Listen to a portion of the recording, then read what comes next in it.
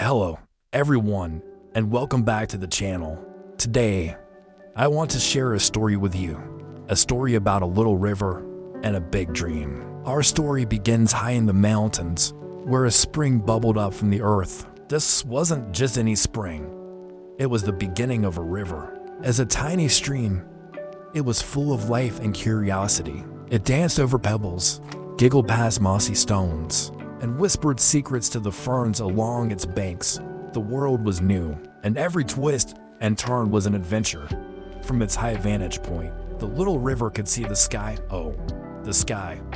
It was a vast, endless canvas of blue, dotted with fluffy white clouds that drifted like lazy sailboats. At night, it transformed into a velvet blanket sprinkled with diamond-like stars.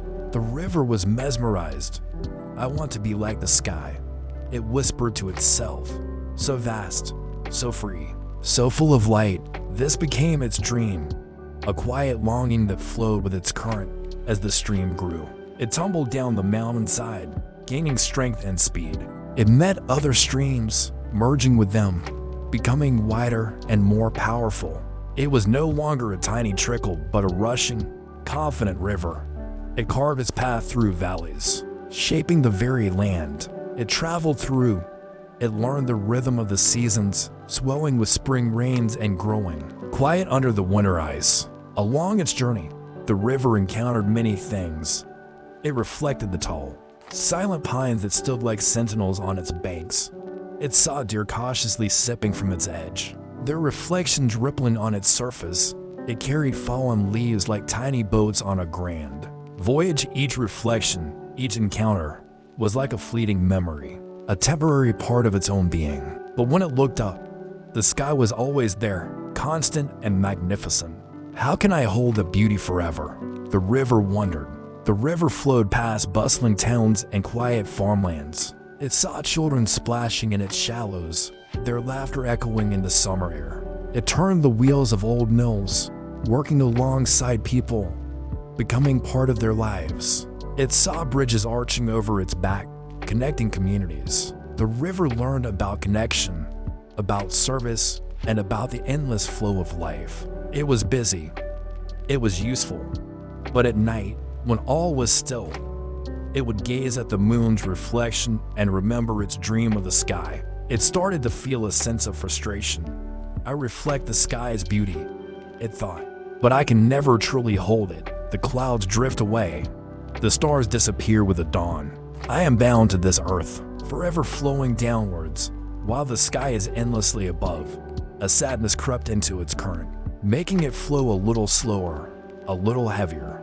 The dream that once inspired it now felt like an impossible weight. One day, an old, wise willow tree that had watched the river for centuries dipped its long branches into the water.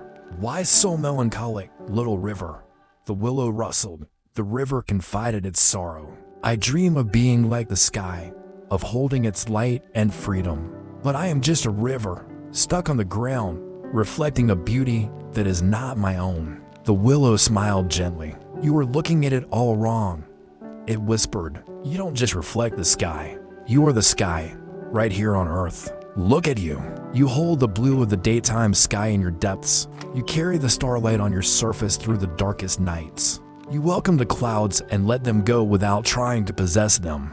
You are vast, you are free in your own way, and you bring the sky's light to every creature on your banks, to every root that drinks from you." The river fell silent, its current stilling for a moment. It had never thought of it that way. It wasn't about possessing the sky, but about embodying its qualities. It wasn't about reaching up, but about being present, right where it was. It was the sky's mirror, its partner, bringing its distant magic down to the world. A profound peace settled over the river. Its purpose was not to become the sky, but to be the river in all its glory. It flowed on, but now with a new understanding. It embraced its journey, the winding path, the rocks and rapids, the calm, deep pools. It celebrated the reflections it held, not as a reminder of what it wasn't, but as a celebration of what it was, a conduit of beauty. Finally, after its long and winding journey, the river reached its destination, the vast, open ocean. As its waters merged with the immense body, it looked up one last time. The sky stretched from horizon to horizon, and below, the ocean mirrored it perfectly. The river, now part of the ocean, was indistinguishable from the sky it had so long admired. It had not disappeared, but expanded. It had not lost itself, but become part of something even greater.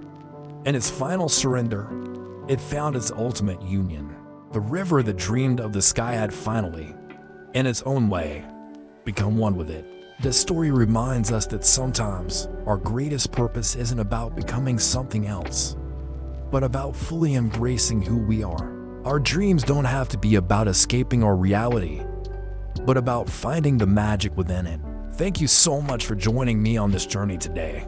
If the story resonated with you, please give this video a thumbs up, and don't forget to subscribe for more stories and reflections. I'd love to hear your thoughts in the comments below. Until next time, keep flowing.